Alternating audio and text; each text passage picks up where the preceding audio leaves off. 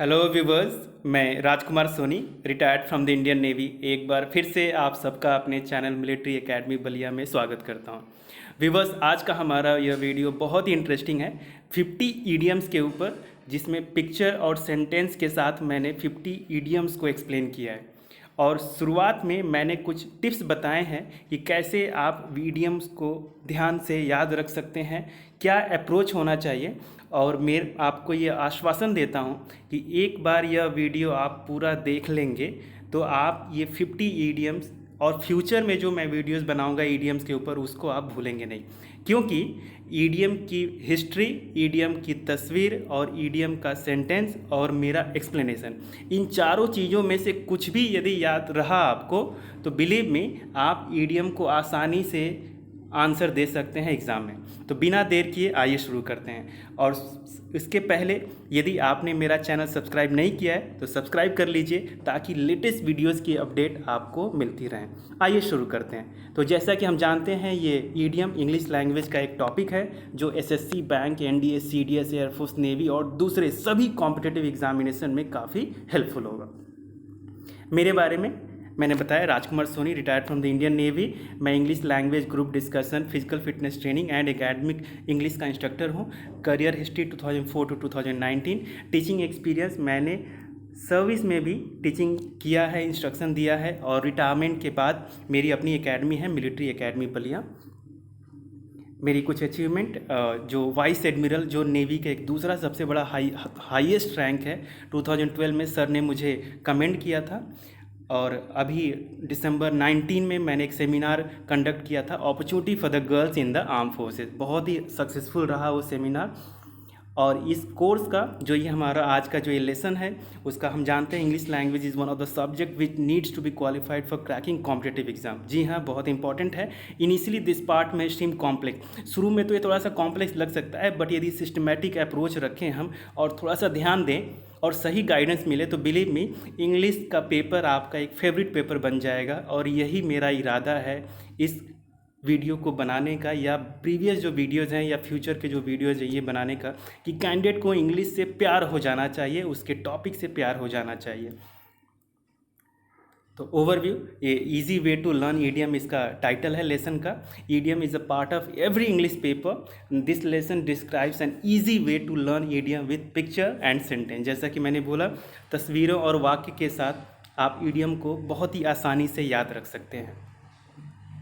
तो अप्रोच क्या होना चाहिए, उसके पहले मेरे कुछ टिप्स जो ईडियम को ध्यान रखने के लिए। मैं ये बात हर वीडियोज़ में बताता हूँ कि किसी भी चीज़ को करने से पहले इरादा होना चाहिए।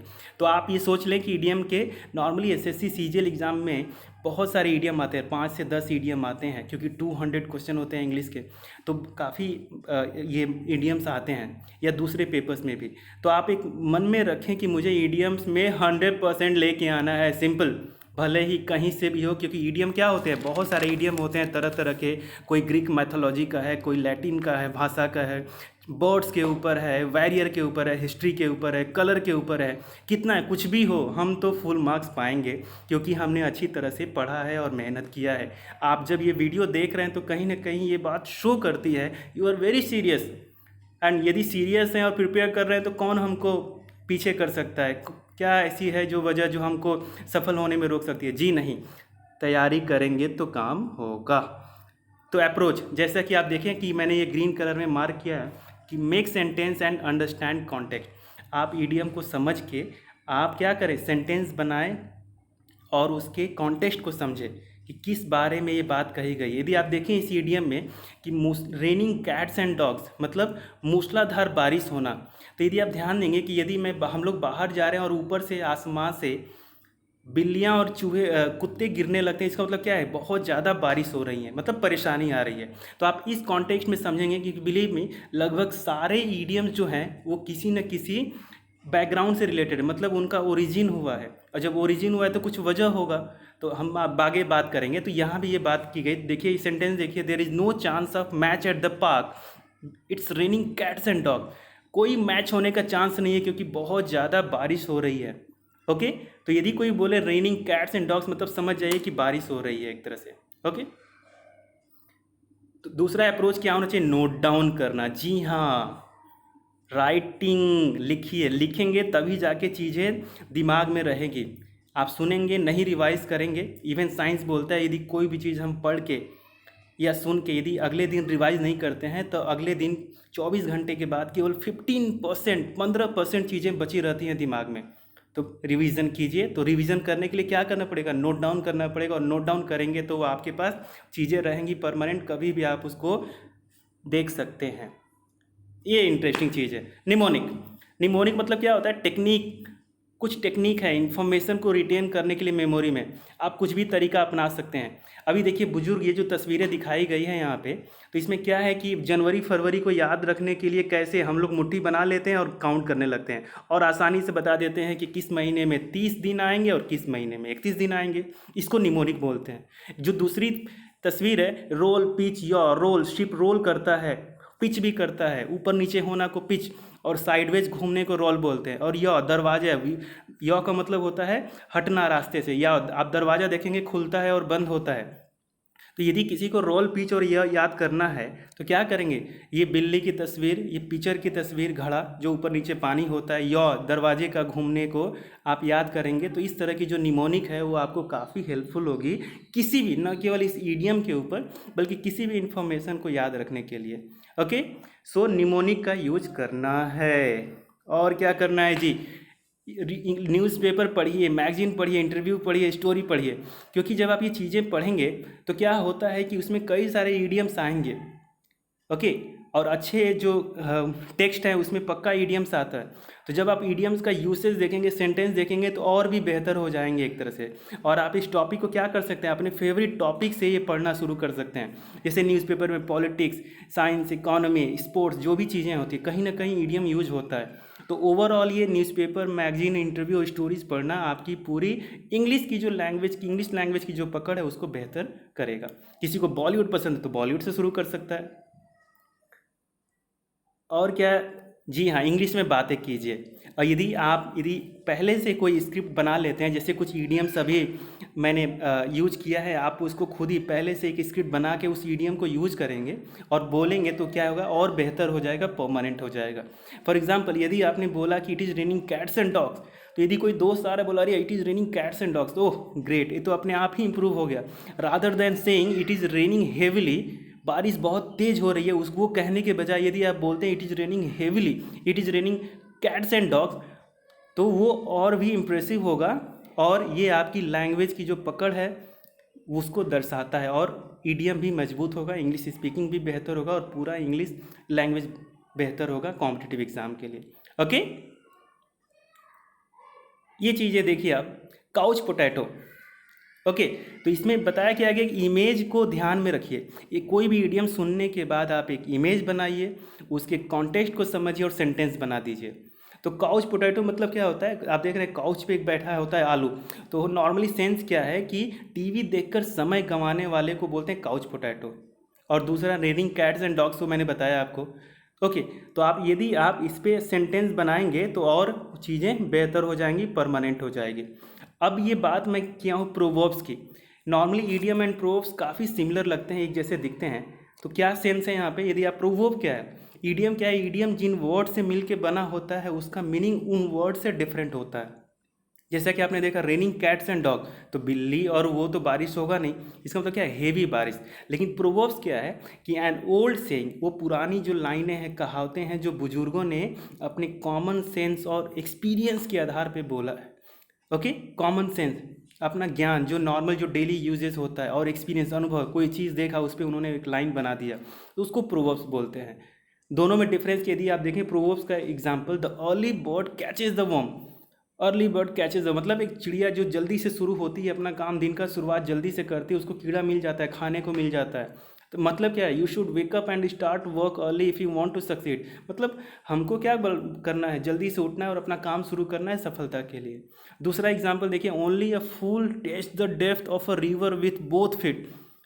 एक मूर्ख आदमी ही होगा जो दोनों पैरों से एक नदी की गहराई नापेगा, है कि नहीं? क्योंकि आप डूब जाएंगे यदि नदी गहरी हुई तो इसमें क्या करना है? एक ही पैर से नापना है। तो ये सब जो लाइनें हैं वो सच्चाई के ऊपर कॉमन सेंस के साथ और एक्सपीरियंस से बनाई गई हैं एक तरह से बुजुर्गों ने। तो दोनों को डिफरेंस क्या है आप ईडियम एंड प्रोवर्ब में, कि meaning of idiom is different from the actual meaning of the words use. An apple of discord, आप देखें यदि कि एप्पल ऑफ डिस्कॉर्ड का मतलब क्या है, कलह का एक कारण। तो अभी झगड़े का एप्पल मतलब क्या होता है, तो समझ में नहीं, लेकिन इसका रियल मीनिंग कुछ अलग है, जिसका हिस्ट्री, एक बैकग्राउंड, एक ओरिजिन है। वहीं प्रोवर्ब देखिए, an old saying that expresses a truth based on common sense और एक्सपीरियंस, एक पुरानी बात जो सच के ऊपर कॉमन सेंस और एक्सपीरियंस से कही गई है। A bad workman quarrels with his tools, एक अकुशल कारीगर हमेशा अपने उपकरणों को दोष देता है। जी हाँ, जिसको काम करने नहीं है वो बोलेगा टूल्स सही नहीं, हथियार सही नहीं है। तो आपको ध्यान रखना जरूरत है ईडियम क्या है और प्रोवर्ब्स क्या है। तो स्टार्ट करें अपने 50 गोल्डन ईडियम्स को जो इम्पॉर्टेंट है, और एक बार आप देखेंगे, एक बार आप ये एक्सप्लेनेशन सुन लेंगे तो आपको हमेशा याद रहेगा, मेरा ये भरोसा है। ओके, सो पहला ईडियम है turn over a new leaf. आप देख सकते हैं तस्वीर में, turn over a new leaf, एक नया पत्ता टर्न ओवर होना मतलब क्या है, तस्वीर में दिखाया गया कि कुछ पत्ते नए नए उग रहे हैं पहले, इसका मतलब क्या है, हिंदी में नया जीवन शुरू करना। ओके, सो जब आप ये new leaf, turn over new leaf बात करेंगे, इसका मतलब क्या है, कुछ नया लीफ आ रहा है, मतलब नया जीवन शुरू हो रहा है। तो आप इस पे सेंटेंस देख लीजिए, the thief promise to turn over a new leaf if we give him one more chance. जी हाँ, चोर पकड़ा गया है, यदि हम उसको एक नया चांस देंगे, नया जीवन शुरुआत करने का मौका देंगे, तो क्या करेगा, वो अपनी नया जीवन शुरू करेगा। यदि हम एक और मौका देंगे चोर को, तो चोरी बंद करके क्या करेगा, नया जीवन, अच्छा बेहतर जीवन जिएगा, शुरू करेगा। ये सेंस हुआ turn over a new leaf, fine, नया जीवन शुरू करना। ओके, दूसरा, to wrangle over an ash shadow. Okay, अब आप देखिए, एक गधे का, ऐश का एक शैडो है, छाया है। रैंगल मतलब होता है झगड़ा करना। यदि मैं आप ही बताइए, मैं अपने दोस्त के साथ एक गधे की शैडो के ऊपर झगड़ा करूँ, मतलब क्या है, बहुत छोटे मामले पे मैं बहस करूँगा, अरे भाई छाया कैसी भी हो, छोटा हो, बड़ा हो, लंबा हो, ऊंचा हो, क्या मतलब है। इसका मतलब क्या है कि हम छोटी बात पे हम लोग झगड़ रहे हैं, बहस कर रहे हैं। तो to wrangle over an ash shadow मतलब छोटे मामलों पे बहस करना। हम गधे की शैडो पे बहस नहीं करेंगे। तो सेंटेंस क्या है, our relations with neighbours is over. My god, सारे रिलेशन के साथ क्या है, सारे नीबर्स के साथ रिलेशन ओवर हो गया। क्यों भाई, because we wrangled over an ash shadow, क्योंकि हमने छोटी छोटी बातों पे बहस किया। नेक्स्ट है to take with a grain of salt. Okay, बहुत अच्छा है। आप देखिए, साल्ट हम लोग लेते हैं, क्या कैसे लेते हैं, चुटकियों से लेते हैं, नहीं तो ज़्यादा हो जाएगा, खाने का टेस्ट बिगाड़ देगा। तो इसमें भी क्या है, to take with a grain of salt मतलब कोई चीज़ मानना, स्वीकार करना, लेकिन कुछ संदेह के साथ, या इसको बोलें कि समझना कोई चीज़ लेकिन पूरी तरह से सच न मानना। यदि मान लीजिए, यदि हम किसी के यहाँ जाते हैं, बोलते हैं नहीं आप लीजिए ना, आप लीजिए ना, तो क्या करते हैं हम लोग, छोटी सी बस टुकड़ा लेते हैं, ग्रेन लेते हैं, ले लेते हैं उसको, मैंने उनका दिल रखने के लिए। ओके, तो बेसिकली सेंस ये है, to take with a grain of salt मतलब कोई चीज़ लेना, कोई चीज़ मानना, स्वीकार करना, लेकिन कुछ संदेह के साथ, उसको पूरी तरह से सच नहीं मानना। वाक्य देख लेते हैं, my father saw the news but he took it with a grain of salt. आजकल इतने सारे फेक न्यूज़ आ रहे हैं, तो पिताजी ने न्यूज़ तो देखा, लेकिन उन्होंने क्या किया, he took it with a grain of salt, उन्होंने भाई संदेह के साथ देखा, पूरी तरह से सच नहीं माना। Next, Hobson choice. जी हाँ, बहुत फेमस है ये हॉब्सन चॉइस। ये हॉब्सन साहब जो दाहिने इनकी तस्वीर दिख रहे हैं आप, और एक बगल में घोड़ा है, तो ये हॉब्सन चॉइस का मतलब क्या है, बेसिकली ये हॉब्सन साहब घोड़े को देते थे, है ना, दूसरे लोगों को, उसको किराए पे एक तरह से। तो इसका मतलब क्या है कि वो किसी को मौका नहीं देते थे हॉब्सन चॉइस में, वो बोलते थे जो है वो ले लो, नहीं लेना है तो जाओ। मतलब हॉब्सन चॉइस का मतलब ये है कि आप किसी को चांस तो देते हैं, लेकिन वास्तव में वो दो चांस ना होकर के एक ही चांस होता है। आप किसी को विकल्प, ऑप्शन तो देते हैं, बट वास्तव में वो दो विकल्प ना होकर के एक ही विकल्प होता है, उसी को हॉब्सन चॉइस बोलते हैं। तो इस कैरेक्टर के ऊपर, इस पर्सनालिटी के ऊपर हॉब्सन नाम पर ये ईडियम बन गया कि हॉब्सन चॉइस। तो हॉब्सन चॉइस का मतलब है प्रस्ताव को स्वीकार करो या छोड़ दो, भाई दो में से एक ही चीज़ें हैं, दो विकल्प दिए गए हैं, लेकिन वास्तव में केवल एक ही चीज़ है। फॉर एग्जाम्पल, यदि हम जाते हैं टिकट के लिए, एग्जाम्पल इसका, I got a waiting ticket, I had to purchase that, it was a Hobson choice. मैं गया टिकट के लिए, लेकिन वेटिंग टिकट था, क्या करें भाई, जाना है, मजबूर होके लेना पड़ा क्योंकि या तो लो या तो छोड़ो। तो मतलब दो विकल्प नहीं है दिए गए हैं, दो विकल्प हैं, लेकिन केवल रियल में एक ही है कि भाई ये लो नहीं तो जाओ, काम करना है तो लो नहीं तो जाओ। तो हॉब्सन चॉइस मतलब एक ही चॉइस, तो हॉब्सन और घोड़े से ये ईडियम आया हुआ है। नेक्स्ट देखते हैं। जी हाँ, to take the bull by the horns. Oh wow, किसी भी बुल को आप हॉर्न से पकड़ते हैं तो क्या होगा, इसका मतलब क्या है कि आप एक विपत्ति से, कठिन समस्या से बहुत ही निर्णायक रूप से सोच समझ के बढ़िया तरीके से निपट रहे हैं। जी हाँ, तो वही तस्वीर में देख रहे हैं, ये साहब हंसते हुए एक बुल का सिंग को पकड़े हुए हैं। ओके, तो यदि इस पे क्या सेंटेंस होगा, the entire world will have to take the bull by the horns and remove corona. जी हाँ, कोरोना इस महामारी के समय पूरे देश को क्या करना है, to take the bull by the horns, एक तो इस कोरोना समस्या से अच्छी तरह से निपटना है ताकि कोरोना दुनिया से समाप्त हो जाए। तो यदि कोई चीज़ आप if you are taking the bull by the horns, मतलब आप एक समस्या को बहुत ही बेहतर तरीके से आप क्या कर रहे हैं, आप उनके सामने अपना रिस्पॉन्स दे रहे हैं। नेक्स्ट, जी हाँ, to cast pearls before a swine. Swine का मतलब होता है सुअर। यदि आप ध्यान दें तो सुअर के सामने, पर्ल्स माने मोती, कास्ट मतलब रखना, फेंकना। यदि आप सुअर के सामने मोतियाँ फेंकेंगे, मोतियों को फेंकेंगे तो क्या होगा, कोई उसका महत्व जानेगा? जी नहीं, नहीं जानेगा। इस तस्वीर में भी यही दिखाई गई है, जो साहब है मोतियाँ फेंक रहे हैं सुअर के सामने।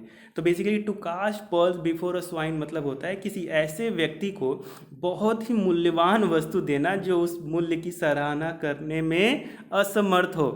ओके, तो ये चीज़ें हैं एक तरह से। तो आप इस पे सेंटेंस देख लीजिए, I explain the usage of science to grandmother. Grandmother तो बूढ़ी हो गई हैं, but I felt that I was casting pearls before swine. क्योंकि अभी क्या है, मम्मी को, ग्रैंड माँ को मैं समझाने की कोशिश कर रहा हूँ साइंस का यूज़, लेकिन उनको तो समझ में आएगा नहीं। तो मुझे क्या लगा, अंत में क्या लगा कि मैं उनके सामने ये सब बातें कर रहा हूँ जो उसके महत्व को नहीं जानते हैं। Okay, next, to bring one's eggs to a bad market.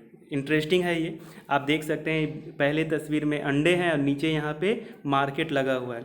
तो to bring one's eggs to a bad market का मतलब क्या है कि आप ऐसे देखें कि अंडों को एक बुरे मार्केट में लेके जाना, इसका मतलब क्या है, इसका मतलब ये है कि यदि आप किसी काम में असफल होते हैं, क्योंकि क्या है कि आप गलत लोगों के पास गए हैं, आप गलत लोगों के पास मदद के लिए गए हैं, आप अपना सामान जो है गलत मार्केट में बेच रहे हैं, वही बात है to bring one's eggs to a bad market. तो आप देखें, the lady asked lift from smokers to reach home but she was refused, it was like bringing one's eggs to a bad market. Lady ने क्या हुआ, smoker से lift मांगा, लेकिन उन्होंने क्या किया, मना कर दिया। तो एक ऐसी बात ही लग रहा था जैसे कि वो अपने काम में असफल हो गई क्योंकि उसने गलत लोगों के पास मदद मांगा।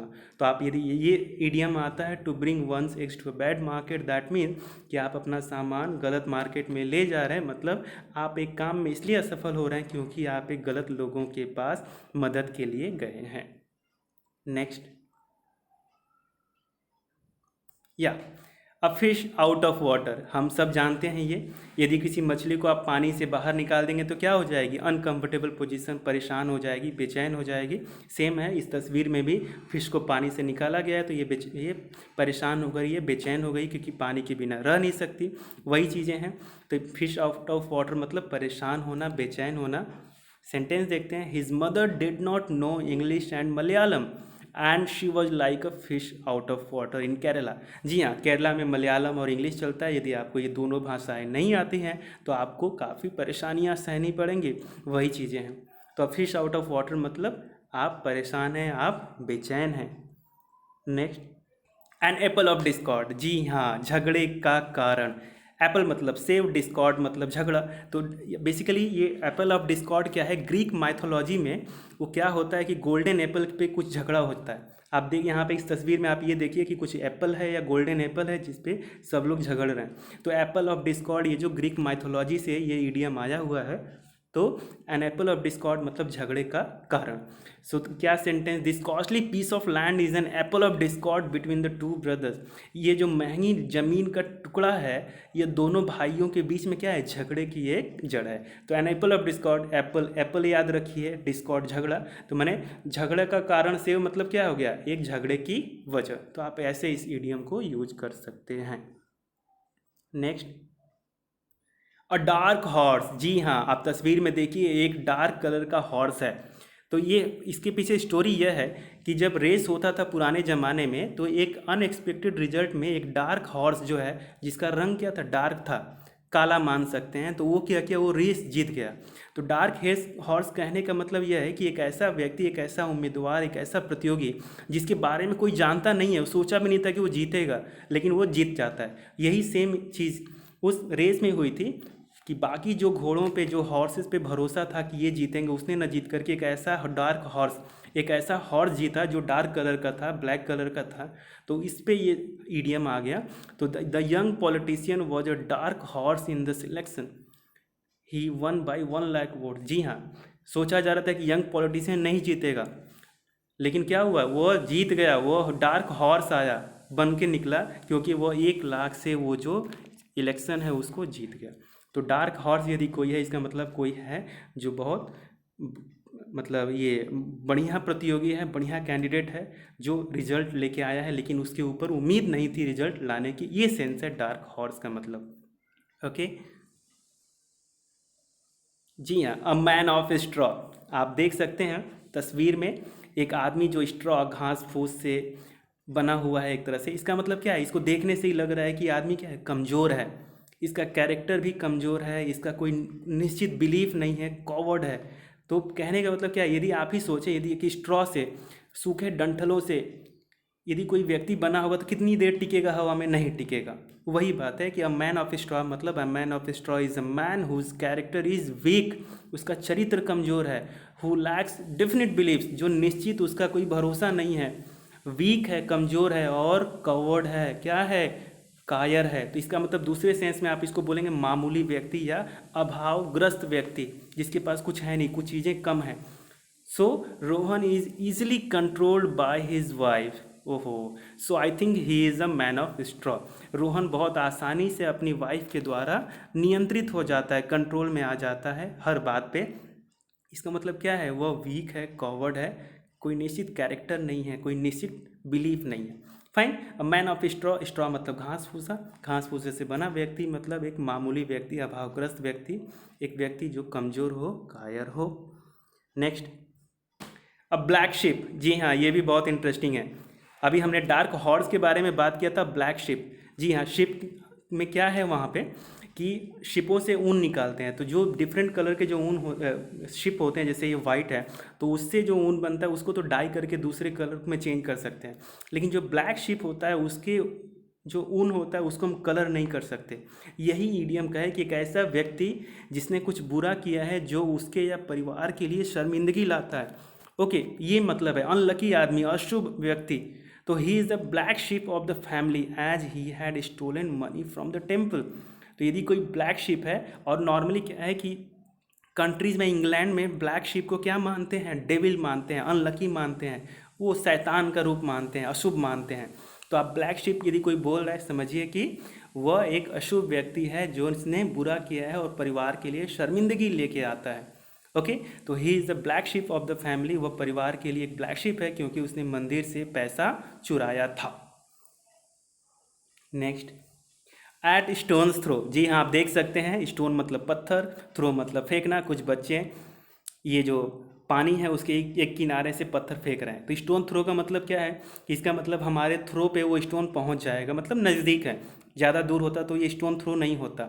यदि किसी को आप पत्थर से मार रहे हैं, मतलब वो आपकी पहुंच के पास है, या उम्मीद करते हैं कि पास में। तो स्टोन थ्रो का मतलब भी वही है, निकट दूरी पे। तो the hostel in which we stayed was at a stone's throw away from the college. जी हाँ, जिस हॉस्टल में हम लोग रुके थे वो हमारे कॉलेज से स्टोन थ्रो पे था। मतलब क्या था, स्टोन थ्रो अवे था, मतलब निकट दूरी पर था, पास में था। Next, to add a new feather in one's cap. जी हाँ, ये बहुत इंटरेस्टिंग है। पहले के ज़माने में आप देखेंगे कि ये जो आदिवासी हैं या जो पुराने वॉरियर थे हिस्ट्री के, वो लोग क्या करते थे, उनका एक कल्चर था, ऐसा माना जाता है कि वो जब किसी दुश्मन की हत्या कर देते थे तो अचीवमेंट के लिए उस अपने सिर के ऊपर एक और पंख अपनी कैप में लगा लेते थे, या जो भी वो हेड गियर पहनते थे उसमें लगा लेते। तो ये भी वही सेंस है, टू ये इडियम वहीं से आया है। To add a new feather in one's cap मतलब नया सम्मान या सफलता मिलना। तो हिस्ट्री यही है कि वो फीदर लगा लेते थे तो ऐड कर लेते थे फीदर को, तो उसी से बोला जाता था भाई इन्होंने एक और अचीवमेंट ले लिया। तो Ronaldo score the last goal for his team adding a new feather in his cap. जी हाँ, रोनाल्डो साहब ने एक और गोल कर दिया और अपने सम्मान में एक और सम्मान उन्होंने ले लिया। So to add a new feather in one's cap मतलब नया सम्मान मिलना। क्यों है ये बात? क्योंकि नए फीदर माने पंख को जोड़ने का मतलब यह है अपने कैप में, मतलब एक नया अचीवमेंट लेना। और पुराने कस्टम में, पुराने कल्चर में ये ऐसा था कि दुश्मन की हत्या करने के बाद एक और पंख लगा लेते थे। Next, to have an axe to grind. जी हाँ, ये भी इंटरेस्टिंग है। इसमें क्या होता था, आप देख रहे हैं एक कुल्हाड़ी को, उसको तेज कर रहे हैं, उसको क्या कर रहे हैं, शार्पन कर रहे हैं। तो एक ऐसा माना जाता है कि पुराने ज़माने में माइनर लोग क्या होता है, जो लोग खुदाई करते थे, वे जो स्ट्रेंजर आते थे रास्ते से, उनकी जो कुल्हाड़ी है उनको शार्पन करते थे। शार्पन माने करना मतलब तेज करना, लेकिन उनका जो मोटिव था वो हेल्प करना नहीं था, उसका कुछ और मोटिव था, हिडन मोटिव था, अल्टीरियर मोटिव था। तो so to have an axe to grind, ये ईडियम वहीं से आया है पुराने ज़माने में कि स्ट्रेंजर का माइनर्स लोग उनकी एक्स को, कुल्हाड़ी को तेज करते थे, तो किस लिए, कुछ हिडन मोटिव से। तो ये भी वही सेंस है कि कुछ करने या कुछ कहने के लिए एक निजी कारण होना। जी हाँ, एक हिडन अल्टीरियर मोटिव होना, एक छिपा हुआ मकसद होना। The minister has no political axe to grind, he is just concern about the well being of the fellow citizen. जी हाँ, ये अच्छे मिनिस्टर हैं, इनका कोई भी पॉलिटिकल मोटिव नहीं है, कुछ भी छिपा हुआ मकसद नहीं है। ये जस्ट क्या कर रहे हैं, फेलो सिटीजन की सहायता कर रहे हैं, उनकी चिंता कर रहे हैं।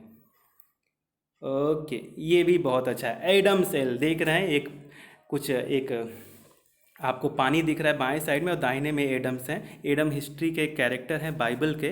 तो नॉर्मली एल मतलब होता है एक ड्रिंक होता है, बाइबल का है ये चीज़। तो एडम एल मतलब ये क्या होता है कि शुद्ध जल माना जाता है। ओके, एडम हिस्ट्री बाइबल का एक कैरेक्टर है। और एल क्या है, एल वहाँ का एक ड्रिंक होता था, तो उसी के नाम पे एडम एल हो गया, मतलब शुद्ध जल, अच्छी चीज़ें, बेहतर चीज़ें पीने के लिए। नॉर्मली एडम्स एल मतलब शुद्ध जल। So I afford a glass of Adam's ale to my dear friend who travelled a long distance. Okay, तस्वीर से क्लियर है, एडम इधर है, एल मतलब कुछ ड्रिंक, तो यहाँ पे एल मतलब पानी है, शुद्ध जल। तो उसी पे ये इडियम यहाँ से क्रिएट हुआ है। जी हाँ, ये तो बहुत इजी से याद हो जाएगा। At a snail's pace, snail हम सब जानते हैं, घोंगा जिसको बोलते हैं, पेस मतलब गति। अब आप देखिए उधर एक तस्वीर में सामने घोंगा है और पीछे एक व्यक्ति जा रहा है। अभी एक स्नेल साहब कितना टाइम लगेगा इनको एक जगह से दूसरी जगह जाने में, मतलब बहुत टाइम। तो यदि कोई स्नेल की पेस से जा रहा है मतलब बहुत धीरे से जा रहा है, बहुत धीमी गति से जा रहा है। तो यही चीज़ें हैं। तो एट अ स्नेल पेस मतलब बहुत धीमी गति से। So due to corona economy grieve at a snail pace in the last 3 months of this year. जी हाँ, कोरोना की वजह से जो इकोनॉमी है, जो अर्थव्यवस्था है, क्या हुआ, स्नेल बहुत धीमी गति से पिछले 3 महीने में बढ़ी है। ओके, ऑल एंड सन्ड्री, जी हाँ, ये भी बहुत अच्छा है। ऑल हम सब जानते हैं सभी, सन्ड्री मतलब क्या होता है, सेवरल। जो एक सन्ड्री क्या है, एडजेक्टिव और नाउन है जिसका मतलब होता है सेवरल। तो आप ऑल एंड सन्ड्री माने, यदि तस्वीर में आप ध्यान रखें कि यदि कुछ पूछा गया कौन कौन आइसक्रीम खाएगा, सबने हाथ उठा दिया, तो वही चीज़ें। तो ऑल एंड सन्ड्री मतलब आप ध्यान रखें कि सब सब सब सब लोग। तो the tea was serve to the all and sundry at the office. जी हाँ, चाय ऑफिस में सबको परोसा गया। इजी है, ऑल एंड सन्ड्री मतलब सब कुछ। सन्ड्री माने सेवरल जो एडजेक्टिव और नाउन है, और ऑल एंड सन्ड्री माने सभी लोग, सब कुछ। नेक्स्ट, जी हाँ, ये तो आपको एक आसानी से याद कर लेंगे, alpha and omega. Alpha and omega मतलब यदि अल्फ़ा एंड ओमेगा क्या है, ये जो ग्रीक जो अल्फ़ाबेट है, आप ध्यान देंगे कि कई सारे जो इडियम्स है वो ग्रीक से, लैटिन से, जैसा कि मैंने कहा है, हिस्ट्री से, वॉरियर से जुड़े हुए हैं, ये भी वही चीज़ है। तो ये अल्फ़ा एंड ओमेगा जो जैसे हमारे अल्फ़ाबेट है इंग्लिश के ए टू जेड, या हिंदी में क से लेके ज्ञ तक, वैसे ही जो ग्रीक के जो अल्फ़ाबेट हैं वो अल्फ़ा एंड ओमेगा, अल्फ़ा से शुरू होते हैं और ओमेगा पे ख़त्म होते हैं। तो ये फर्स्ट एंड लास्ट अल्फ़ाबेट है, तो उसी से बना है कि अल्फ़ा एंड ओमेगा मतलब शुरुआत से लेके अंत तक। तो यदि इस पे सेंटेंस देखिए, you will have to learn, माफ़ कीजिए टू दो बार टाइपिंग मिस्टेक है, you will have to learn the alpha and omega of the subject before the first exam. जी हाँ, पहले एग्ज़ाम से पहले हमको क्या करना है, शुरुआत से लेके अंत तक भाई पढ़ना पड़ेगा, सीखना पड़ेगा। तो यदि कोई बोलता है अल्फ़ा एंड ओमेगा मतलब शुरुआत से लेके अंत तक, तस्वीर में देख रहे हैं ए से अल्फ़ा और ओमेगा का ये सिंबल है। ओके, एप्पल पाई ऑर्डर, जी हाँ, एप्पल पाई ऑर्डर, ऐसा कि आप देख रहे हैं एप्पल पाई मतलब बेसिकली इसमें कुछ कोई हिस्ट्री बैकग्राउंड नहीं है। बेसिकली एप्पल पाई ऑर्डर का मतलब है कोई चीज़ बहुत साफ़ सुथरे से और सुव्यवस्थित तरीके से रखना, जैसा कि आप देख रहे हैं एक तरह से। तो याद रखने के लिए आप ये मान के चलें कि एक खूबसूरत एप्पल है जो ऑर्डर में है, उसके जो स्लाइस हैं वो क्या है, पाई मतलब क्या, कभी आपने देखा पाई से कोई चीज़ मिलके बहुत खूबसूरत बनी हुई थी, खाने वाला जो चीज़ें हैं। तो एप्पल पाई ऑर्डर माने कि एकदम बढ़िया तरीके से अरेंज है, इस घर में जैसे सोफ़ा कुशन सब अरेंज है। तो एप्पल पाई ऑर्डर का मतलब क्या है, साफ़ सुथरा और सुव्यवस्थित तरीके से रखा गया चीज़। So his wife cleans house continuously, his house is in apple pie order. जी हाँ, उनकी पत्नी हमेशा घर साफ करती रहती हैं और उनका घर क्या है, साफ़ सुथरा और सुव्यवस्थित है। Okay, next, at an arm's length, जी हाँ, खतरे से दूरी बनाए रखना। आप देखें ये दो बॉक्सर क्या कर रहे हैं, ये लड़ाई कर रहे हैं। तो यदि बॉक्सिंग कर रहे हैं, यदि ये क्या है, एक दूसरे से एक आर्म की डिस्टेंस पे रहते हैं तो क्या हो गया, तो ये खतरे से बचे रहेंगे। यदि कोई आपको पंच कर रहा है लेकिन आप उसके हाथ से दूर हैं, मतलब एक आर्म की लेंथ से दूर है, तो क्या होगा, आपको पंच नहीं लगेगा। वही बात है, ये बॉक्सिंग से ये ईडियम आया हुआ है। तो इसलिए डिस्टेंस बना के रखना चाहिए, मिनिमम एक हाथ। तो एट एन आर्म्स लेंथ का मतलब क्या है, खतरे से दूरी बनाए रखना। आप इसमें देख सकते हैं कि ये बॉक्सर जो पंच कर रहे हैं, यदि ये एक हाथ से दूर रहते हैं या अभी भी दूर हैं तो क्या होगा, जो ब्लो है वो कम लगेगा या ना के बराबर लगेगा या नहीं लगेगा। तो हमको क्या करना है, एट एन आर्म्स लेंथ पे रहना है, खतरे से दूरी बनाए रखना है। The manager keeps all his staff at an arm's length outside of office. Manager सब क्या करते हैं, सारे ऑफिस के स्टाफ को भाई ऑफिस के बाहर क्या करते हैं, एक हाथ दूरी बनाए रखते हैं, मतलब दूर रखते हैं, मतलब ज़्यादा क्लोज नहीं होते ऑफिस के बाहर। ओके, नेक्स्ट, जी हाँ, एट लॉगर हेड्स, जी हाँ, आप देख सकते हैं लॉगर हेड्स मतलब होता है एक्चुअली मूर्ख व्यक्ति। ओके, अब आप देखेंगे कि लॉगर हेड्स यहाँ पे दो जो डियर है वो क्या कर रहे हैं, आपस में लड़ाई कर रहे हैं। तो इसमें मीनिंग ये है पहले कि जब ज़्यादा टकरार की स्थिति आती है उसको लॉगर हेड्स बोलते हैं। लॉगर हेड्स माने मूर्ख व्यक्ति। तो यहाँ पे जब लड़ाई हो रहा है उसका बात हो रहा है। ओके, यहाँ पे दो डियर भी अपना हेड को लड़ा रहे हैं, लड़ाई की स्थिति है, मजबूत असहमति है, स्ट्रॉन्ग डिसएग्रीमेंट है, झगड़े की नौबत है। Okay, the vice chancellor is at loggerheads with the chief minister over infrastructure issues. जी हाँ, वाइस चांसलर जो है यूनिवर्सिटी का क्या है, वो चीफ मिनिस्टर से इंफ्रास्ट्रक्चर के मामले में वो क्या है, टकरार की स्थिति में है। तो यदि कोई एट लॉगर हेड्स पे है, इसका मतलब वो क्या है, असहमति की स्थिति में है, टकरार की स्थिति में है, उसमें कोऑर्डिनेशन नहीं है। नेक्स्ट, जी हाँ, to add fuel to fire, ये बहुत सिंपल है, बहुत बढ़िया भी है।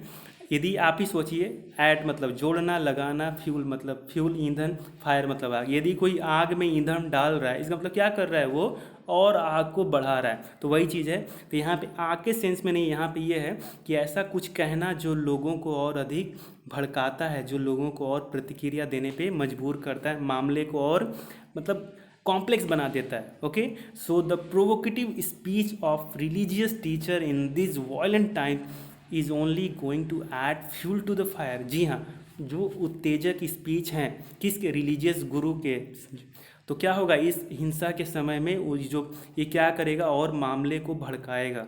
Okay, so adding fuel to the fire means किसी बात को और कह के भड़काना, उसको और प्रतिक्रिया दिलवाना एक तरह से।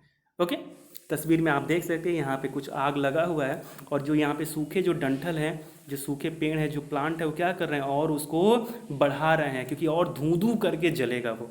Okay, next, at daggers drawn. जी हाँ, बहुत इंटरेस्टिंग है, इसमें भी लड़ाई युद्ध हिस्ट्री का कॉन्सेप्ट है। आप देख रहे हैं डैगर्स की तस्वीर है कोने में, और नीचे जो है क्या कर रहे हैं लोग, हाथी पे बैठ के डैगर्स लेके जा रहे हैं। तो डैगर्स ड्रॉन का मतलब क्या होता है, एक दूसरे के प्रति कटु शत्रुता होना। एक्चुअली इसके पीछे हिस्ट्री यह है कि लोग जब पुराने ज़माने में जाते थे तो अपने साथ डैगर को लेके जाते थे किसी दुश्मन से निपटने के लिए। तो हम डैगर्स को लेके कहाँ जाते हैं, वहीं पे जहाँ पे हमें खतरा रहता है, जहाँ पे दुश्मनों का हमें भय रहता है।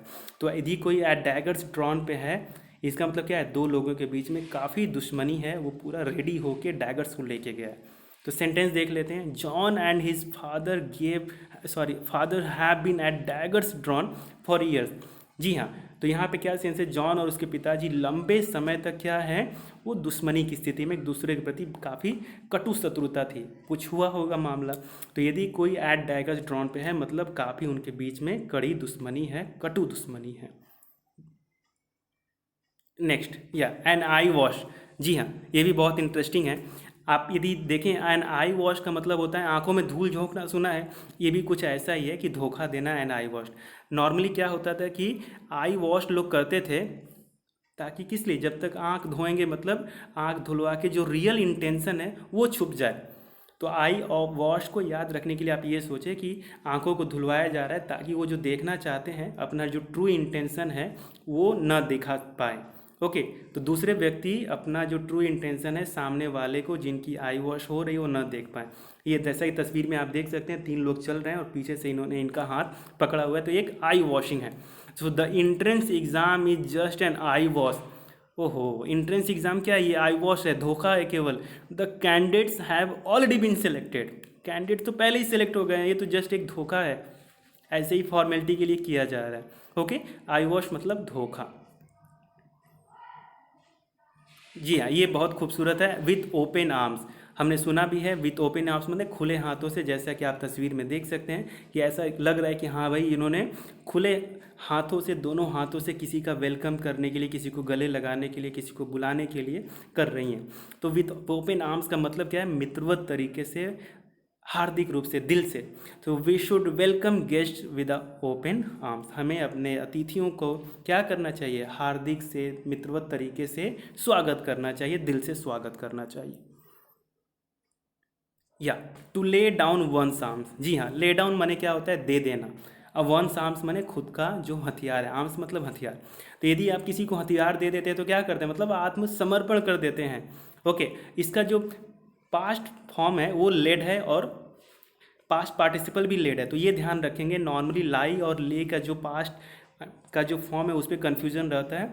तो यहाँ पे ले का जो लेड होगा एक तरह से, और पास्ट पार्टिसिपल भी लेड होगा। So to lay down one's arms मतलब आत्मसमर्पण करना। ओके, आप देख रहे हैं कि इस तस्वीर में अपने हथियार को सिर झुका के दूसरे अथॉरिटीज़ के ऊपर दिया जा रहा है, तो आत्मसमर्पण। So after a fierce encounter terrorist laid down their arm. एक लंबे इनकाउंटर के बाद क्या हुआ, आतंकवादियों ने अपने हथियार डाल दिए, मतलब आत्मसमर्पण कर दिया कि हम लड़ाई नहीं करेंगे। Next, at one's wits end. जी हाँ, आप ये तस्वीर देखेंगे तो आपको भी कन्फ्यूजन होगा। यदि मैं किसी भी किनारे पे आपको बाहर की तरफ रख दूँ और बोल दूँ कि अंदर जाना है, या अंदर रख दूँ बोल दूँ बाहर आना है, तो क्या होगा, बहुत कन्फ्यूज हो जाएंगे। वही चीज़ें हैं कि विट्स मतलब होता है चतुराई, बुद्धि। तो यदि एंड मतलब समाप्ति, यदि कोई व्यक्ति अपनी चतुराई के अंत पे है, मतलब क्या हुआ, उसका बुद्धि अब खत्म हो गया। वही चीज़ है, बुद्धि का अंत, भ्रमित, पूरी तरह से होश खो देना। So he has tried every possible way to qualify exam but did not get success. Now he is at his wits end. जी हाँ, अभी अपने वो बुद्धि के अंत पे है, भ्रमित है, पूरी तरह से कंफ्यूज है, होश खो बैठा है, कुछ आइडिया नहीं आ रहा है। ओके, विट्स एंड मतलब चतुराई का अंत, मतलब क्या हुआ, भ्रमित हो जाना, कंफ्यूज हो जाना। Next, alma mater. जी हाँ, बहुत फेमस ये इडियम है। अल्मा मैटर का मतलब क्या होता है, ये नॉर्मली क्या होता है, ये भी एक लैटिन भाषा का एक है कि मैटर मतलब होता है एक जेनरस मदर, यहाँ पे आप देख रहे हैं कि एक तस्वीर है यहाँ पे, तो तस्वीर में कोलंबिया यूनिवर्सिटी। तो मैटर मतलब जो जनरस मदर जो क्या करती है, पालन पोषण नरिशमेंट देती है। तो अल्मा मैटर का मतलब है एक ऐसा स्कूल, कॉलेज, विद्यालय, यूनिवर्सिटी जहाँ पे आपने पहले शिक्षा अर्जित किया और जिसने आपको आपकी माइंड को शेप किया है, आपकी एजुकेशन को शेप किया है। तो अल्मा मैटर मतलब विश्वविद्यालय, बेसिकली शिक्षण संस्थान एक तरह से कहें तो। ओके, सेंटेंस है, it gives immense pleasure to teach in alma mater. हमें बहुत खुशी देता है जब हमारे अपने स्कूल में या विश्वविद्यालय में या कॉलेज में जहाँ पे हमने खुद पढ़ाई किया वहाँ पे हमको पढ़ाने का मौका मिले। तो अल्मा मैटर जो ईडियम है लैटिन भाषा से आया है। मैटर का मतलब एक माँ जो दूसरे को पोषण देती है, उदार माँ। अल्मा मैटर मतलब एक ऐसा विद्यालय, स्कूल, कॉलेज जहाँ पे हमने पहले पढ़ाई किया है, वहीं से ये कॉन्सेप्ट आया, ईडियम आया है। नेक्स्ट, ऑल एट सी। जी हाँ, देख सकते हैं समंदर है, समंदर भी काफ़ी उफान है और एक जहाज़ चल रहा है।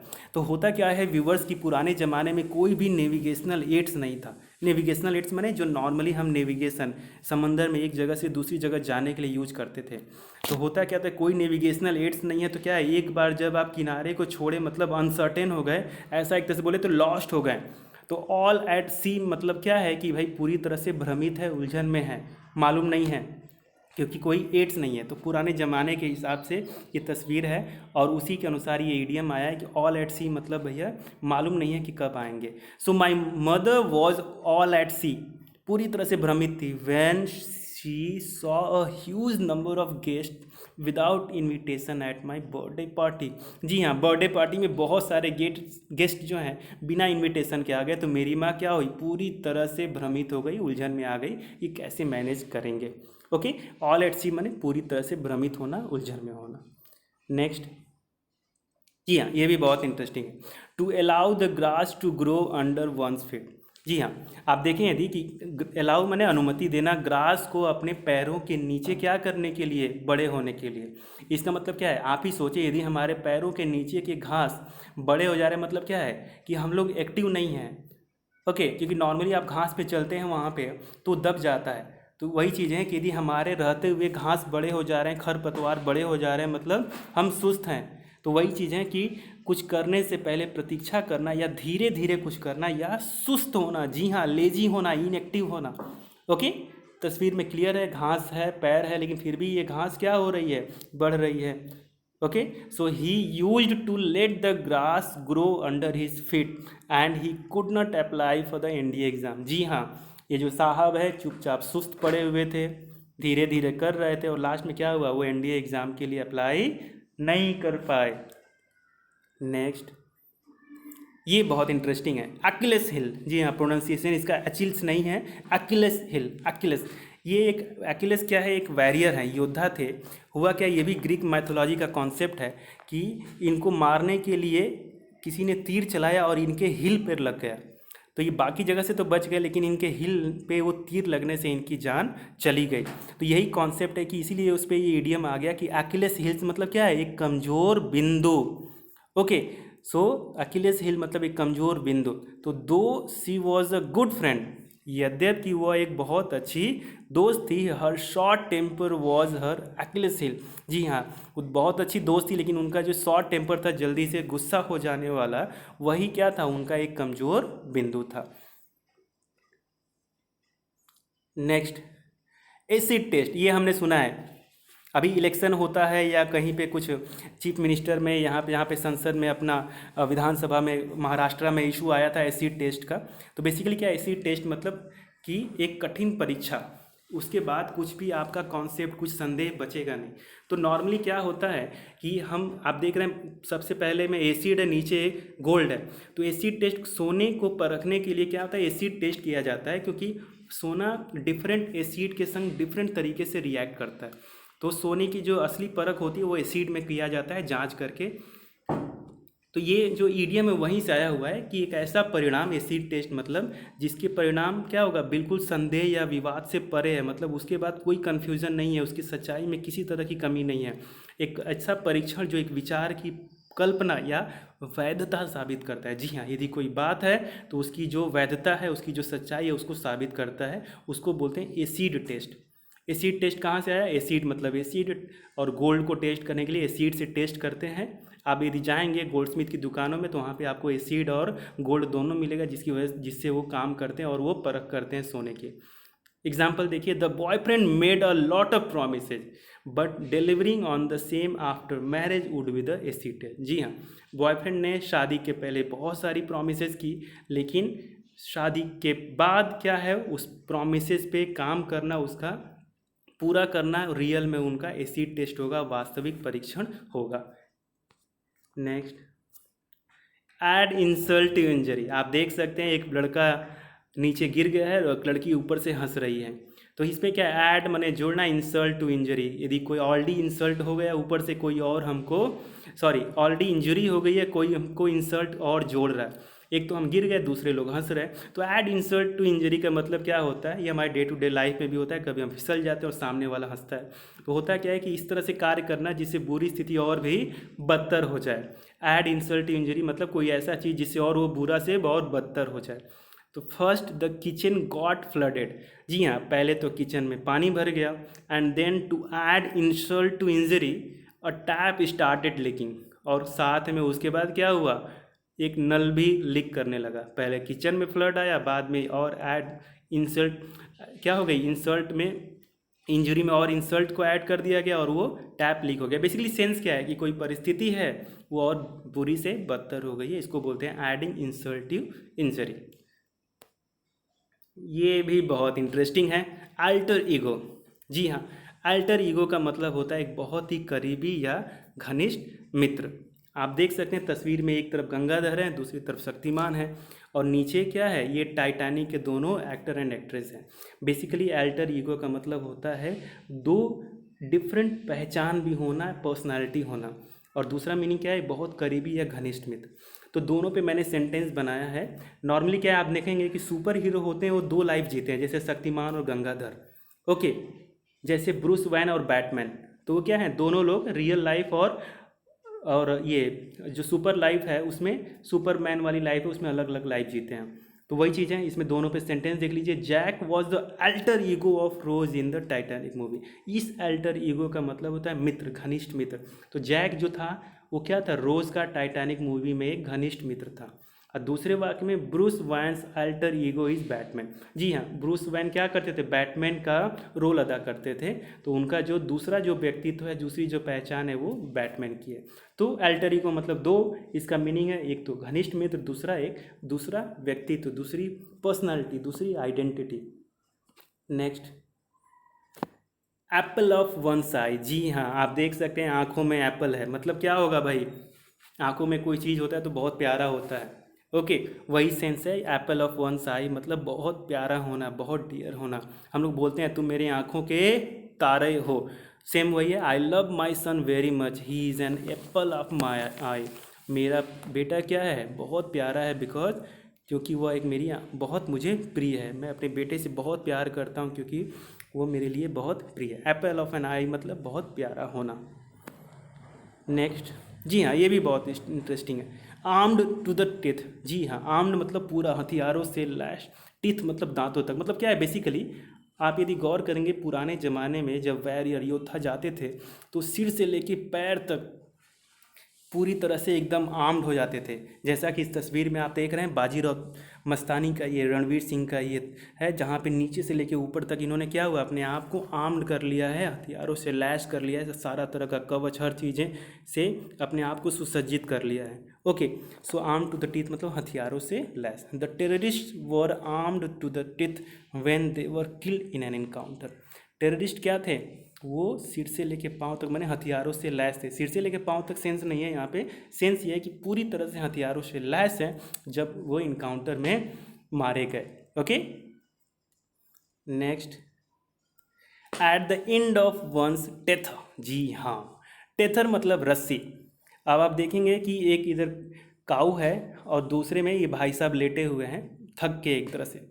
तो क्या है, at the end of one's tether मतलब एंड मतलब समाप्ति, अंत, टेथर मैंने रस्सी। यदि इस काऊ को बोला जाए लंबे दूर तक घास चरने के लिए, चर पाएगी क्या? नहीं, क्योंकि ये पूरा इसका रस्सी इतना ही लंबा है, मतलब इसकी रस्सी की सीमा समाप्त हो गई है।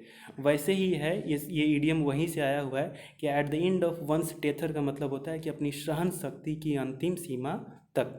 सो after a full day busy schedule he is at the end of his tether and he can not play with his kids. जी हाँ, पूरे दिन का शेड्यूल के बाद, बिजी शेड्यूल के बाद उनकी जो सहन शक्ति की सीमा है वो समाप्त हो गई है और वो अपने बच्चों के संग नहीं खेल सकते, क्योंकि एकदम अब तो एनर्जी ही ख़त्म है।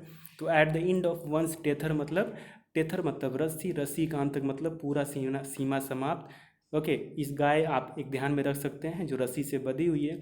दूसरे में ये भाई साहब जो एक्सरसाइज करने के बाद पूरी तरह से थक गए हैं एक तरह से, तो सहन शक्ति की सीमा समाप्त होना उसको बोलते हैं at the end of one's death. Next, जी हाँ, एक ठंडा ठंडा दिल। जी हाँ, chill to the heart. Chill मतलब ठंडा, हिल हार्ट मतलब दिल। आपने सुना होगा यार उसका कलेजा ठंडा हो गया, तो ठंडा होने का मतलब क्या है? बहुत डर लगना। आप देख रहे हैं, तो वही चीज़ है, चिल टू द हार्ट मतलब बहुत अधिक भय होना। आप एक दिल देख रहे हैं जो लग रहा है पिघल रहा है। और नॉर्मली हम ये ईडियम अपने घरों में भी यूज करते हैं कि कलेजे से उनका कलेजा ठंडा हो गया, ये वही मीनिंग है। Hitler's words struck a chill to the soldier's heart. जी हाँ, हिटलर के शब्द थे, वो क्या करते थे? उसके सैनिकों में भय पैदा कर देते थे। ओके, नेक्स्ट, ये भी बहुत इंटरेस्टिंग है, अ क्लोज फिस्टेड पर्सन। जी हाँ, अब आप देख रहे हैं इन्होंने डॉलर या पैसे को क्या कर लिया, इन्होंने मुट्ठी में बांध लिया है डॉलर को। यदि कोई व्यक्ति डॉलर को बांध ले, इसका मतलब क्या है? वो खर्च करना नहीं चाहता। ओके, हम लोग घरों में भी बात सुनते हैं, अरे यार उन्होंने अपनी मुट्ठी बंद कर लिया, एक पैसा भी नहीं निकाल रहे हैं। वही सेंस है कि अ क्लोज फिस्टेड पर्सन माने कंजूस आदमी। Okay, his uncle has not purchase new dress for a long time as he is a close fisted person. जी हाँ, उनके अंकल ने क्या किया? नया ड्रेस एक लंबे समय तक नहीं खरीदा है, क्योंकि वह एक कंजूस आदमी है। ही is a close fisted person. Next, या और स्क्वायर डील। जी हाँ, स्क्वायर डील। स्क्वायर में क्या होता है? एक खास बात होती है स्क्वायर की कि इसके जो चारों साइड्स होते हैं वो बराबर होते हैं। तस्वीर में आप देख सकते हैं ये एक स्क्वायर है जहाँ पे दो लोग हाथ मिला रहे हैं और डील मैंने लिख दिया है यहाँ पे। तो स्क्वायर डील का मतलब क्या है? एक ऐसा डील जो बिल्कुल निष्पक्ष है और ईमानदार है, बढ़िया तरीके से है, किसी तरह की कोई पार्शियलिटी नहीं हुई है, उसको स्क्वायर डील बोलते हैं। So economy package announce by government during corona pandemic is a square deal for every India. जी हाँ, भारत सरकार ने जो पैकेज अनाउंस किया है कोरोना महामारी के समय, वो क्या है? एक निष्पक्ष और ईमानदार है, मतलब सबके लिए बराबर की चीज़ें उसमें मिली हुई है। ये एक सेंटेंस हो गया। तो स्क्वायर डील मतलब स्क्वायर जिसकी चारों साइड बराबर होती है, डील माने लेन देन। तो स्क्वायर डील माने एक ऐसा डील जो बराबर हो, मतलब एक निष्पक्ष और ईमानदार व्यवस्था है जो सबके साथ फेयर है। Next, bad blood. जी हाँ, आ गया ब्लड। बैड ब्लड, ब्लड का रिलेशन नॉर्मली क्या होता है? ये सेंटिमेंट से होता है, फीलिंग से होता है, इमोशन से होता है। और बैड ब्लड जहाँ पे बात आ रही है, इसका मतलब क्या है? वो कि भाई पुरानी शत्रुता है। ओके, पुरानी शत्रुता है। तो जब पुरानी शत्रुता है तो क्या होगा फिर भाई? ये हमारा उनसे झगड़ा होगा। तो बैड ब्लड यहाँ पे देख रहे हैं, दो लोग हैं, पीछे एक दिल बना हुआ है जो रेड कलर का है। तो रक्त का उपयोग क्या करते? लंबे समय से लोग भावनाओं को बताने के लिए, और ख़राब रक्त क्या होता है? नकारात्मक फीलिंग को बताता है। Okay, so there has been bad blood between our families for many years. क्या था? हमारे फैमिली के बीच में लंबे समय तक पुरानी शत्रुता थी, बैड ब्लड था, ये सेंस है। जी हाँ, बिहाइंड क्लोज डोर्स, ये तो हमने बहुत सुना है, ये न्यूज़ में भी ऐसे आते रहते हैं, ऐसे ईडीएम की मीटिंग हुई बिहाइंड क्लोज डोर। मतलब क्या हुआ? यदि आप देखेंगे कि मीटिंग हो रहा है इस तस्वीर में और बाहर से दरवाज़ा बंद है, इसका मतलब क्या है कि गुप्त तरीके से, बिना बताए, बिना किसी ओपन इन्फॉर्मेशन के। तो बिहाइंड क्लोज डोर्स का मतलब है गुप्त रूप से। So a lot of meetings are held behind close doors in order to prevent corona. क्या मतलब हुआ कि बहुत सारी मीटिंग हो रही हैं, हुई थी, किसके लिए? कोरोना को रोकने के लिए, गुप्त मीटिंग जिसको बोलते हैं, बिना जनता को बताए। ये भी बहुत अच्छा है, बिलो द बेल्ट। जी हाँ, बॉक्सिंग का एक रूल है कि आप उनका बॉक्सर का जो बेल्ट है मतलब कमर है उसके नीचे आप वार नहीं करेंगे। यदि वो वार करता है कोई तो वो डिस्क्वालीफाई हो जाता है। तो बिलो द बेल्ट वहीं से एक कॉन्सेप्ट आया हुआ है, मतलब आप किसी को वार नहीं करेंगे गलत तरीके से, बिलो द बेल्ट। तो ये तस्वीर में आप देख रहे हैं इन्होंने कमर के नीचे मारा है, तो ये फेयर तरीका नहीं है, आपको अंपायर बाहर कर सकते हैं। So ahead of the elections, many leaders doesn't hesitate to aim below the belt। जी हाँ, इलेक्शन के पहले क्या होता है, कुछ लीडर जो होते हैं वो गलत तरीका अपनाने से हिचकते नहीं हैं, below the belt. Next, to keep the ball rolling. हाँ, अब देख रहे हैं इसमें ग्राउंड में ये जो जेंटलमैन है वो क्या कर रहे हैं, बॉल को रोल कर रहे हैं। तो बॉल को रोल करने का मतलब क्या है, एक गतिविधि को जारी रखना, माने खेलना, कंटिन्यू करना।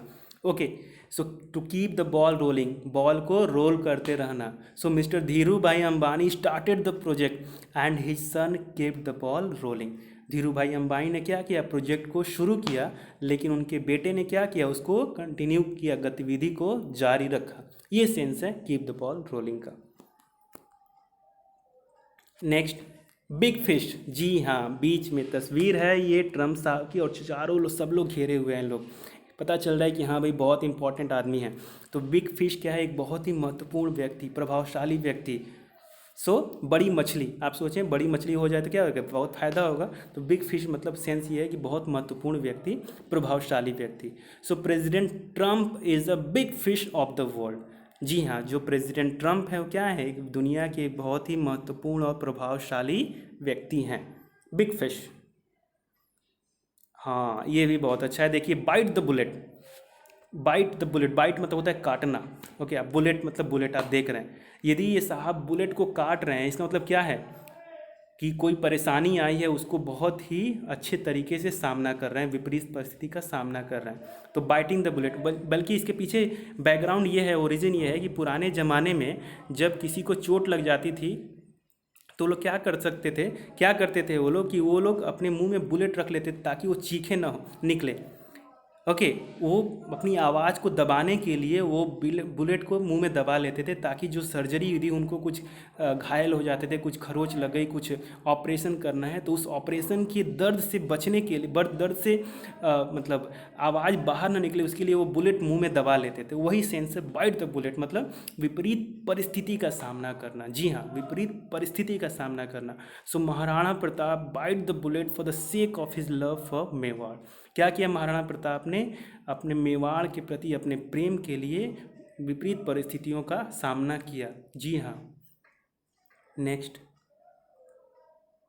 इन ब्लैक एंड वाइट। जी हाँ, ब्लैक एंड वाइट आप देख सकते हैं, एक पेपर पे एक पेन चल रही है, लिख रही है। इन ब्लैक एंड वाइट का मतलब होता है लिखित रूप से। एक्चुअली इसके ऊपर सेंस ये है कि जब क्या होता था 18 सेंचुरी में, जब सिविल वॉर हुआ था अमेरिका में, तो ब्लैक एंड वाइट हर छोटे छोटे, ब्लैक एंड माने जो काले और गोरे लोग थे वो लोग हर छोटे छोटी बात पे झगड़ पड़ते थे, डेडलॉक हो जाता था, माइनर इशू पे, माइनर इशू पे, मेजर इशू पे, और उनको लगता था कि दोनों लोग अपनी अपनी जगह पे सही थे। तो बेसिकली इसी ब्लैक एंड वाइट से आया हुआ है कि दोनों लोग अपनी अपनी जगह पे सही हैं। यहाँ पे आप याद रखने के लिए ये ले सकते हैं कि ब्लैक एंड वाइट मतलब कि एक वाइट पेपर पे ब्लैक इंक से साइन करके दिया जा रहा है, लिख के दिया जा रहा है, मतलब लिखित रूप से दिया जा रहा है। तो इन ब्लैक एंड वाइट है कोई चीज़ का मतलब क्या है, वो लिखित रूप से है। ओके, याद रखने के लिए आप पेन और पेपर को इमेजिन कर सकते हैं कि वाइट कलर का पेपर है, ब्लैक कलर का इंक है। So the minister submitted the proposal in black and white. Minister ने क्या हुआ, लिखित तरीके से अपने प्रपोजल को भेजा, जमा किया। ओके, और नॉर्मली जस्ट आपकी जानकारी के लिए जो बड़े ऑफिसर होते हैं वो ब्लू पेन से नहीं लिखते, वो ब्लैक पेन से, रेड पेन से, पर्पल से, ग्रीन से लिखते हैं। ओके, तो यहाँ पे आप ब्लैक एंड वाइट मतलब कागज़ और कलम का रिलेशन ले सकते हैं, मतलब लिखित रूप से। Next, birds of the same feather. जी हाँ, बहुत इंटरेस्टिंग है कि एक ही फीदर की जो बर्ड्स हैं, माने एक ही कलर के, एक ही तरह के जो बर्ड्स होते हैं, मतलब क्या है, एक ही प्रकार के लोग। तस्वीर में देख सकते हैं आप कि कुछ पिजन जो है, एक तरह के जो पिजन हैं वो क्या है, साथ में बैठे हुए हैं। जी हाँ, तो birds of the same feather flock together, एक फेमस लाइन है ये कि एक ही तरह के लोग साथ में रहते हैं और साथ में घूमते हैं, चलते हैं, करते हैं कोई काम। तो every evening many drinkers get together in a bar near his home. He knows birds of a feather flock together. जी हाँ, हर शाम को क्या होता है, बहुत सारे पीने वाले लोग उनके घर के बगल में जो बार है वहाँ पे आ जाते हैं। उनको मालूम है कि birds of a feather flock together मतलब क्या है, एक ही प्रकार के लोग साथ में आना जाना, साथ में मूव करते हैं, साथ में काम करते हैं, अपनी कंपनी को पसंद करते हैं। जैसे कबूतर लोग एक ही तरह के हैं और एक दूसरे का साथ पसंद कर रहे हैं। So birds of the same feather मतलब एक ही पंख के पक्षी, मतलब एक ही तरह के लोग, एक ही विचारधारा सोच के लोग। नेक्स्ट, जी हाँ, देख लीजिए, दो कुत्ते एक हड्डी के ऊपर झगड़ा कर रहे हैं। बोन मतलब झगड़ा, बोन मतलब हड्डी, कंटेंशन मतलब झगड़ा। तो बोन ऑफ कंटेंशन मतलब विवाद का कारण, झगड़े का कारण। अब एक ही हड्डी रहे, दो कुत्ते रहे तो क्या होगा, झगड़ा होगा। ये इडियम वहीं से आया है, the costly land was a bone of contention between two brother. क्या है, ये जो महंगी ज़मीन है यही झगड़े का कारण थी दोनों भाइयों के बीच में। सो बोन ऑफ कंटेंशन मतलब झगड़े का कारण, विवाद का कारण। जब बोन आए तो आप कुत्तों को याद कर लीजिए, कंटेंशन मतलब झगड़ा, तो दो कुत्ते झगड़ा करेंगे मतलब क्या है, झगड़े की वजह है, उसको बोन ऑफ कंटेंशन बोलते हैं। तो यहाँ पे इसमें क्या है, जो ये पीस ऑफ लैंड है, जो महंगी ज़मीन है, वही बोन ऑफ कंटेंशन है, वही बोन का काम कर रही है, झगड़े का वजह है। या ब्लिंक ऑफ एन आई, ये यहाँ पे तस्वीर में देख रहे हैं ब्रूसली हैं, जो पलक झपकते क्या कर देते थे, ये जो अपोनेंट है उनको गिरा देते थे, उनसे जीत लेते थे। तो ब्लिंक ऑफ एन आई क्या है, एक ही पल है। नॉर्मली ब्रूसली को याद करते ही हमको स्पीड की याद आती है, तो वही है, मैंने पलक झपकते ही। तो ब्लिंक ऑफ एन आई मतलब एक पल में, बहुत ही कम समय में, in a moment. So after looting the train in a blink of an eye the robbers disappeared. After looting the train, train को लूटने के बाद in a blink of an eye, पलक झपकते ही रॉबर्स क्या हो गए, गायब हो गए, डाकू लोग गायब हो गए। Next, break the ice. जी हाँ, ये भी बहुत इंटरेस्टिंग है। आप देखेंगे कि एक शिप जा रही है और वो धीरे धीरे आइस को तोड़ते हुए जा रही है। तो पहले क्या होता था कि ठंडे जगह पे जहाँ पे पानी जम जाता था, तो लेकिन जाना तो था ही समुद्री रास्ते से, तो वो शिप जो थी वो बर्फ़ को तोड़ के जाती थी। तो ब्रेक द आइस का मतलब क्या है कि कुछ वो भी सेंस यही है कि तनाव को दूर करने के लिए, तनावपूर्ण स्थिति में बातचीत करना, या जब हम अजनबी से मिलते हैं तब बातचीत करने के लिए कुछ करना या कुछ कहना। आपने सुना होगा कि अरे ही ब्रोक द आइस, मतलब क्या है कि हमने दोनों लोग साइलेंट हैं, साथ में बैठे हैं, लेकिन किसने आइस को ब्रेक किया, मैंने ब्रेक किया, मतलब किसने बातचीत की शुरुआत की। तो ब्रेकिंग द आइस का सेंस यह है कि बातचीत को शुरू करना। जैसा कि आप तस्वीर में देख रहे हैं, ये जहाज़ आइस को ब्रेक कर रही है, तो वैसे ही जब दो लोग साथ में बैठे हैं तो वो बातचीत की शुरुआत करने के लिए, या कोई तनावपूर्ण स्थिति है उसको दूर करने के लिए क्या है, स्टेप लेना, उसको बोलते हैं breaking the ice. So while we were sitting on a train, many fellow passengers broke the ice by asking me a cup of tea. वाह, हम लोग ट्रेन में बैठे हुए हैं तो मेरे फेलो पैसेंजर ने क्या किया, आइस को ब्रेक किया, मतलब क्या हुआ, बातचीत के सिलसिलों को शुरू किया। कैसे, मुझे एक कप चाय पूछ के। ओके, ब्रेकिंग द आइस मतलब कुछ कहना, बातचीत की शुरुआत करना। So thank you so much viewers, मुझे उम्मीद है कि यह लंबा वीडियो आपको पसंद आया होगा। यदि पसंद आया और आपने अभी भी सब्सक्राइब नहीं किया तो मेरे चैनल को सब्सक्राइब कीजिए, military academy Ballia. Offline classes के लिए आप कोरोना के बाद मेरे इंस्टीट्यूट में आ सकते हैं, जिसका एड्रेस दिया हुआ है, जो मेरे लोकल गाइड्स हैं। आपने सब्सक्राइब कर लिया है तो शेयर, लाइक और कमेंट करके मेरे मोरल को बूस्टअप कीजिए। इसके अलावा आपको और किसी भी इस रिलेटेड टॉपिक पे आपको वीडियो चाहिए तो आप मुझे कमेंट बॉक्स में लिखिए, मैं पूरी कोशिश करूँगा उस पर वीडियोज़ बनाने के लिए। Thank you so much for your love, thank you so much for watching. जय हिंद।